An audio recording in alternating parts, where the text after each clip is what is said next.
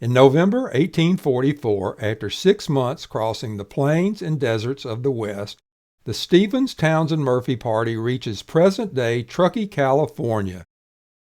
Faced with what appears to be an insurmountable fortress of the snow-covered Sierra Nevada mountains, they decide to try to cross the summit on November 25th. Their oxen, exhausted and injured from the long, arduous haul up the Truckee River, they have just enough left to bring 5 wagons with them to California. Faced with a solid wall of granite over 10 feet high, they manage to find a narrow passage just wide enough to bring their oxen through.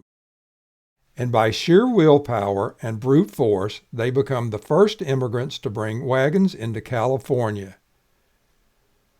After spending 2 months in the Sierras at Big Bend, they begin their perilous journey down the western slope of the Sierras, reaching the Sacramento Valley in early March 1845.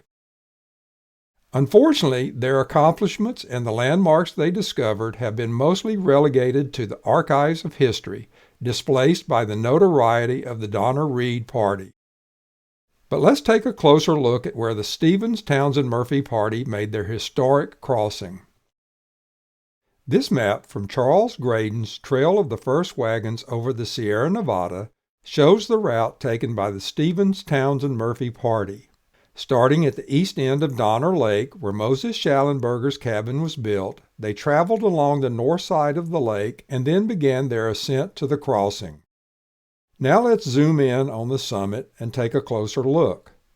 The rock wall shown on the map is believed to be the massive granite barrier that Moses Schallenberger describes in his diary. Searching for a passage, Caleb Old Greenwood finds the narrow gap in the granite through which they bring their oxen to pull the wagons over the summit. The actual location is marked on the map as Donner Pass, just south of the rock wall. This summit would be used in 1845 by 2 other parties, but in 1846 the Coal Stream and Roller Passes would be opened, providing a slightly easier crossing of the summit. Unfortunately, when the Central Pacific Railroad built Tunnel No. 6 at the summit in August 1866, any trace of the actual original crossing point was lost. This Google Earth view shows what the summit looks like today. You can still see the remnants of what is believed to be the granite wall, but unfortunately the landscape of the summit point is likely significantly altered.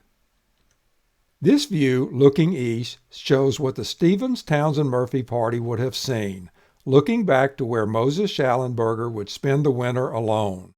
The only difference is that there was 2 feet of snow on the ground when they were there. And this view is looking up to the summit with the China Wall of the Central Pacific Railroad on the left. And one final view shows the incredibly rugged landscape over which they brought their 5 wagons.